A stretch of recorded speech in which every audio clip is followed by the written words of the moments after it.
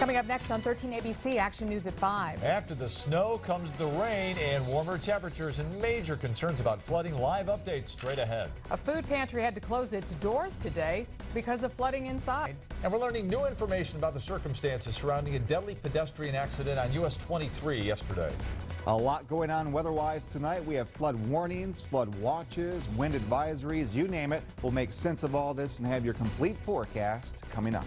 But first, we continue to follow breaking news out of Henry County. 11 people injured after heavy snow and rain caused a roof collapse and ammonia leak in Napoleon. And that leak is now under control. Officials tell 13 ABC the roof fell in at Cloverleaf Cold Storage in Napoleon. That's on Independence Drive off of State Route 6. City leaders are asking people to stay clear of that area until further notice. 13 ABC's Christine Long was the first reporter live on the scene, and she joins us now live with the very latest. 11 people were evaluated on the scene for exposure to ammonia. Emergency crews transported 3 of them to the Henry County Hospital with minor injuries. This evening, they have all been treated and released. Also, the ammonia leak has been contained.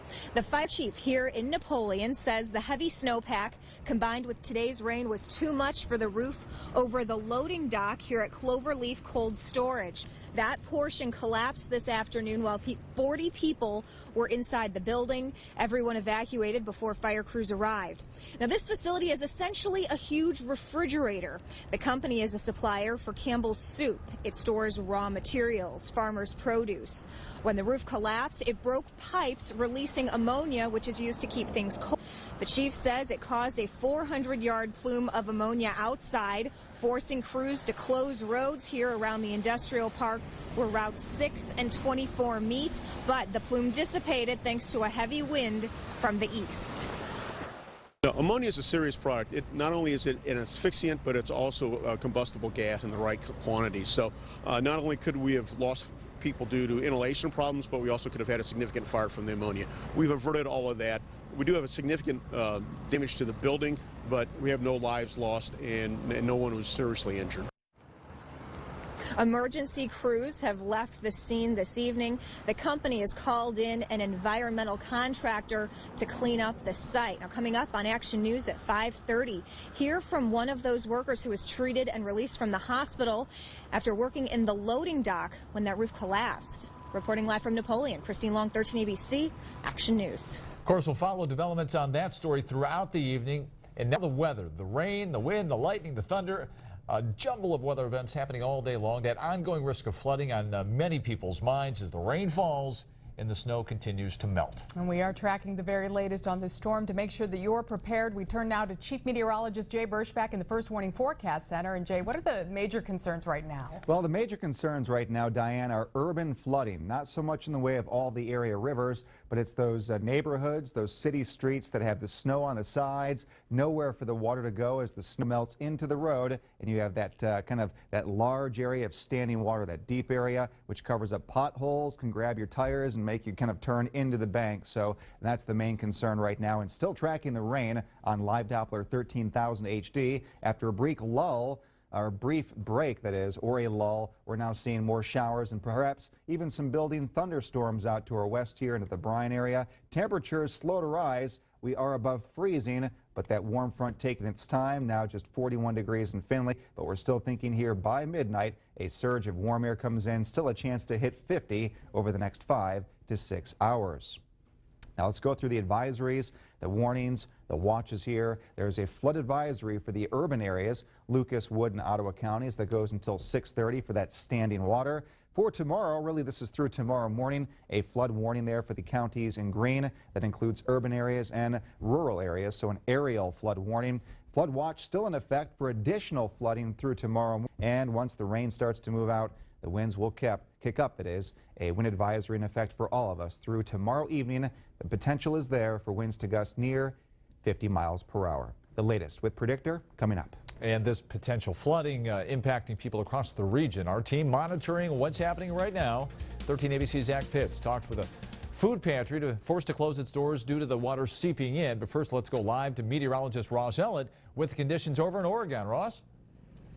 Well, at this point, we are watching that rain continue to fall. Of course, fog is beginning to cause a bit of an issue as well, but about 3 inches of liquid is locked into that snow and ice on the ground right now. You had another inch of rain that we got earlier today, and now all that water has to go somewhere. At this point, as Jay mentioned, it's not necessarily running off into the rivers as fast as it is just kind of seeping into those urban areas, residential areas, and anything that's low-lying, and that's what we've got right behind me here. Notice the street back behind that area of water. Another concern as well. So a lot of black ice out on those roadways, and with those winds peak night around 40 to even gusting up to 50 miles per hour at times, could cause some very dangerous road conditions out there with the black ice, the winds, and then of course those ditches, those low-lying areas. Lots of very cold ice water still in those locations with some flooding in those potential areas as well. So something we're keeping a close eye on right now. Reporting live in Oregon, Ross Ellett, 13 ABC Action News. And high water forced a Wood County food pantry to close today. Rain and the melting snow put the BG Christian Food Pantry at risk of serious damage.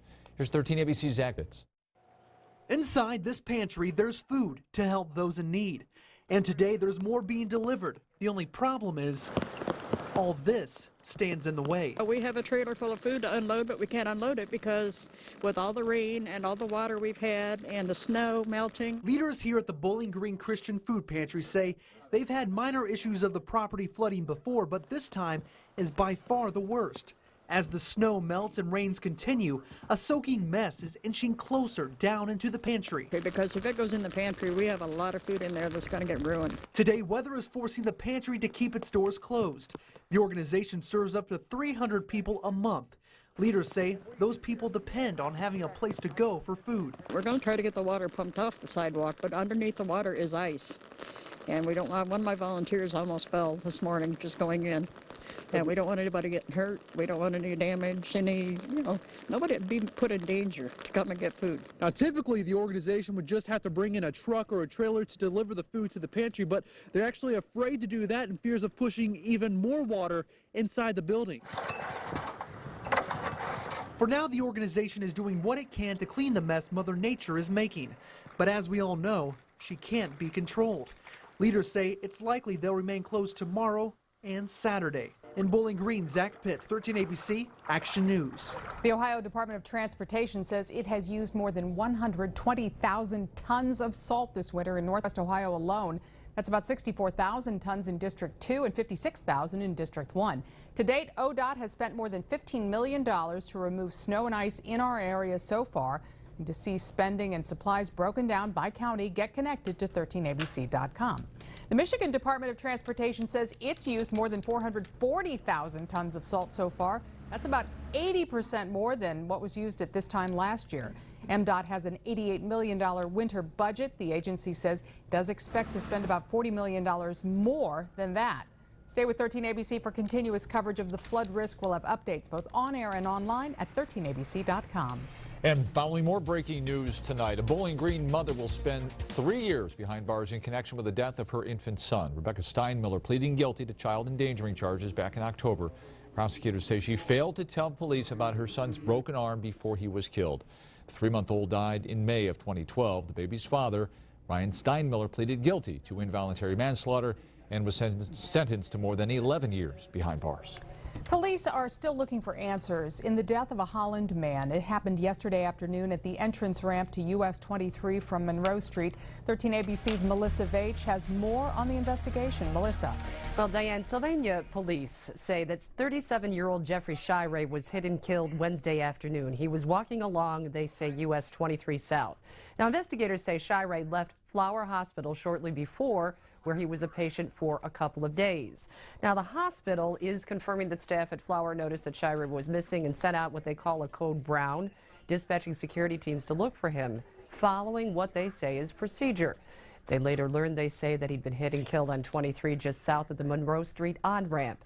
13 ABC News reached out to ProMedica, and we asked if there were any security procedures in place to ensure patient safety in cases like this. Now, they did decline an on-camera interview, but ProMedica did issue this statement saying, quote, a preliminary review confirms protocols were followed yesterday, and we always review serious events to ensure we continue to meet our patients and community's needs, unquote.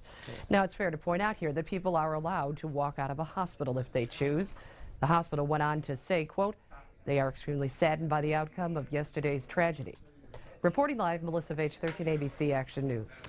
13 ABC I-Team looking into the retirement of Lucas County Children's Services Executive Director Dean Sparks.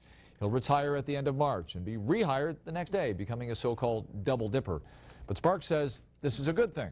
I-Team reporter Sean Haggerty here to tell us why he says that. Sean? Yeah, this contract right here spells out Sparks' new role after his retirement on March 31st. It's totally legal and includes a $123,000 salary after his retirement. He says this will actually save money.